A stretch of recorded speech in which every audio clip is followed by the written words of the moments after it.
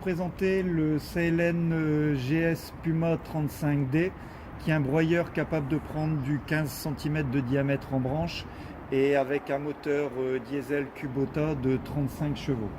Alors le broyeur, il est sur attelage routier, ici avec attelage timon réglable frein à main. On a ici la goulette qui va permettre d'éjecter les copeaux. Là, ici on a l'ordinateur de bord. Là, l'emplacement avec les clés. Le broyeur est muni de deux clés. Une clé pour le démarrage, une clé pour l'ouverture du capot. Un accélérateur. Les différentes sécurités qui sont les 4 coups de poing. Il y en a 2 de l'autre côté. Ici, une barre qui permet d'arrêter. La roue de secours. L'ensemble des papiers du broyeur sont ici, ainsi qu'une clé pour l'ouvrir. Un pied pour pouvoir le poser et puis éviter les basculements. Là, les boutons marche avant, marche arrière du tapis. Le tapis qui est ici, d'entraînement des branches, qui l'emmène jusque là-bas au cylindre, qui vont l'entraîner dans le broyeur. Ici, le timon. Sur le timon, on a justement les branchements pour l'électricité sur le camion et le mousqueton avec le câble pour l'arrêt d'urgence et le frein à main d'urgence du broyeur.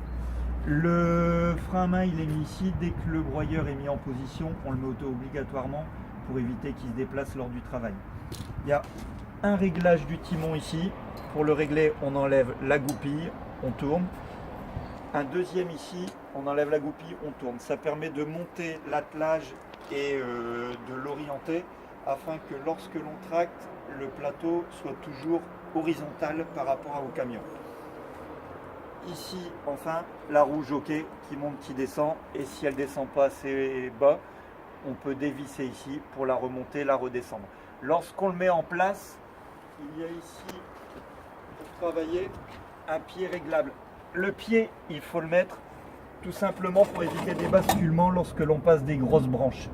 Parce que lorsque l'on passe des grosses branches, le broyeur a tendance à vouloir se cabrer légèrement et il peut bouger ou se renverser. Pour l'entretien du timon, il y a 1, 2, 3 graisseurs. Une autre chose à laquelle il faut faire attention, lors du déplacement ou du réglage du timon, il faut que ces petites dents-là soient bien serrées les unes dans les autres et ne pas avoir peur de serrer extrêmement fortement ou de bien les bloquer avec ces poignées-ci et celle-ci. Alors, avant de démarrer le broyeur et avant chaque journée, toutes les 8 heures, il faut faire le graissage des marteaux qui sont à l'intérieur dans le rotor. Donc avec une clé de 24, on dessert ici cet écrou-ci, voilà, celui-ci, et on ouvre le conduit. À l'intérieur, on peut voir que le broyeur est muni de couteaux et de marteaux qui tournent ici. Là, sur chaque marteau, il y a un graisseur. Le graisseur doit donc être graissé toutes les 8 heures. Faire attention quand on tourne à ne pas se couper avec les couteaux. Et on retrouve ici d'autres marteaux avec des graisseurs. Il y en a 12 en tout à faire. Avant le démarrage, il faut faire les vérifications de moteur, obligatoirement parce que ce sont des moteurs qui se salissent énormément avec le broyage et la poussière. Donc une fois qu'on a ouvert ici, on a une canne qui se met ici, là. Il y a un support pour pouvoir mettre la canne, on le pose là. Donc on découvre le moteur qui est un moteur Kubota 35 chevaux. Ici, à la sortie du moteur, on a l'entraînement avec l'entraînement moteur avec l'embrayage, les courroies. On jette un coup d'œil aux courroies pour voir si elles sont en bon état. Il y en a 3. Après ici, on a le filtre à air. Le filtre à air, en bas du filtre à air, il y a une tétine. On la pince déjà pour voir s'il n'y a pas de cochonnerie dedans. On peut aussi ouvrir le filtre à air régulièrement. Voilà. On regarde ici si le filtre, la cartouche est en bon état ou en mauvais état. Ici, elle est neuve. Impeccable. Sur l'arrière du moteur, on trouve la jauge à huile. La jauge à huile, on la retire ici. On la met à plat. Et le niveau d'huile doit se situer entre les 2 points qui sont ici. Le niveau est bon. Voilà. La pointe d'huile se fait ici s'il en manque. On peut aussi jeter un œil au niveau du liquide ici, du liquide de refroidissement. Mais normalement, le fait de regarder uniquement le réservoir permet d'avoir une bonne vision des choses. Par contre, tous les niveaux d'huile de liquide de refroidissement. Ici, on a le circuit d'alimentation gasoil avec la pompe à gasoil, le pré-filtre à gasoil. Attention, il y a une coupure ici, mais on le laisse toujours ouvert. Et le filtre à gasoil. Si jamais le broyeur tombe en panne de gasoil, on met le contact, on attend 3 minutes et cette pompe ici, automatiquement, va réalimenter le circuit. Donc ça ne sert à rien de pomper ou de défaire des tuyaux. On voit ici le liquide de refroidissement qui alimente le radiateur. Le radiateur ne doit pas être nettoyé au Karcher, mais uniquement à la soufflette ou au souffleur à dos à la fin du chantier. Ici, il y a la bâche à huile hydraulique. Donc le niveau d'huile hydraulique se vérifie ici. Il y a une jauge, voilà, qui permet de vérifier le niveau d'huile hydraulique. Là, elle est à ce niveau-là. Normalement, il ne doit pas y avoir de fuite hydraulique.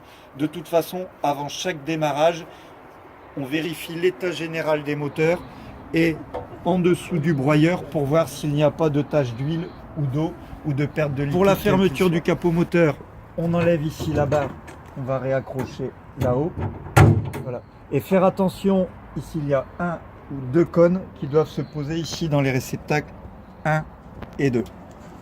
Hop, on ferme.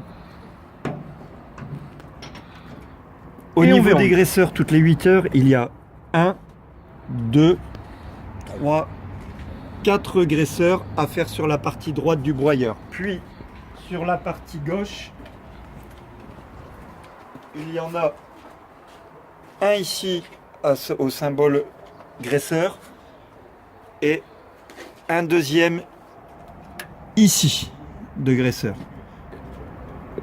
Sur l'arrière, en dessous du broyeur, il y a un graisseur ici et un autre de l'autre côté au même niveau à faire aussi toutes les 8 heures. Les dernières vérifications avant la mise en route sont forcément le niveau de gasoil. Un plein tient environ 8 heures. Avant de l'utiliser, on peut, si le broyeur est en pente, mettre les cales. Il y en a une de chaque côté. Voilà, elles sont verrouillées. On va descendre ici la béquille pour le caler sur le sol à l'horizontale. On vérifie que la barre est bien repoussée, que les 4 boutons sont bien mis. Pour vérifier les boutons, s'il est enclenché, il y a la bague noire. S'il est actif, c'est-à-dire si on peut démarrer, il y a la bague jaune visible. 1, 2, 3 et 4. Le tapis est en bon état, le rouleau est en bon état. Je peux procéder à la mise en route et au préchauffage du broyeur. Alors, le broyeur n'est fait que pour broyer du bois issu de la coupe de branche. On ne passe pas dans le broyeur des planches, surtout si elles contiennent des clous, des palettes, du bois de récupération. Pareil, en fin de chantier, on évite de lancer des pelletés ou des fourches avec des cailloux. On ne passe pas non plus de terre et on ne passe pas d'éléments qui ne sont pas du bois pur. Pareil pour les souches ou les petits éléments qui contiendraient de la terre. Pourquoi? Parce que comme on a pu le voir lors du démarrage et de la vérification des couteaux, ce sont des couteaux. Aussitôt qu'ils vont couper des pierres, les couteaux vont s'abîmer. Il va falloir les démonter, les réaffûter et ça peut endommager gravement le broyeur. Ici, sur le côté du broyeur, on va trouver la marche arrière qui fait tourner le rouleau en sens inversé pour recracher les végétaux qui sont dedans et aussi le tapis en marche arrière. Ça permet le débourrage et ici le retour vers la marche avant. Ici tout en bas, on a une petite molette qui permet de faire accélérer ou de réduire la vitesse du tapis et du rouleau entraîneur. Plus on va lentement, moins le broyeur va réguler, c'est-à-dire qu'il va s'arrêter pour vider la goulotte, puis repartir, puis s'arrêter, revider la goulotte. Donc ça permet de faire un travail plus régulier et avec plus de rendement. Si jamais le tapis n'avance pas, la première chose à vérifier, c'est que le robinet n'est pas fermé. Ça pourrait être une raison pour laquelle le tapis refuse d'avancer. Le broyeur est démarré, on va le laisser chauffer une bonne minute avant de l'accélérer. Ici, sur le pilote système, on trouve les heures de fonctionnement. On peut avoir aussi, en appuyant, prochaine vidange dans 50 heures. Donc, on est bon. Le type de bois que l'on va broyer, ici des branches nues, là, arbre feuillu ou plante en mélange, et ici, conifère. Le seule différence entre les deux, ce sont les régimes moteurs et le no stress qui va agir à des moments différents. Broyeur, avant la mise en route du broyeur, on peut orienter la buse du côté où on va éjecter les copeaux. Elle s'oriente sur les côtés. Et on peut aussi incliner la casquette qui permet d'éjecter plus ou moins loin. Il faut faire attention lors de l'utilisation du broyeur, les copeaux sont éjectés à très grosse vitesse et ça peut provoquer des dégâts. Donc ne jamais rester en face des expulsions. Maintenant pour le démarrage, on met la clé en position, on la tourne, ici on attend, l'ordinateur fait son check-up, le préchauffage, on attend, il est chaud, on le démarre.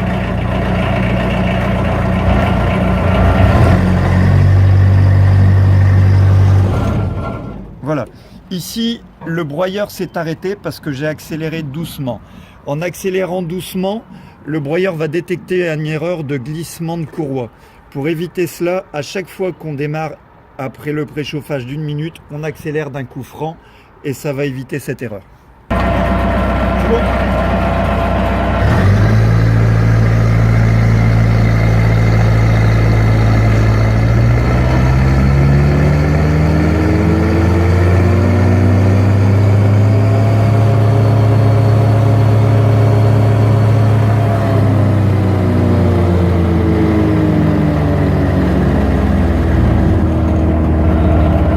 Comme vous avez pu le constater, en accélérant d'un coup franc, on évite l'erreur de glissement. On le laisse tourner à plein régime pendant à peu près 30 secondes, le temps que tous les branches passent à l'intérieur, que la goulotte se vide, qu'il n'y ait plus rien à l'intérieur, pour éviter lors des redémarrages que le broyeur ne coince avec des végétaux à l'intérieur et qu'il ait du mal à prendre ses tours et donc passer en erreur à chaque fois. Donc on le laisse à plein régime, puis après on baisse au ralenti pendant environ 1 minute le temps de laisser ralentir les couteaux, qu'ils se remettent à un régime normal et enfin on peut couper le broyeur.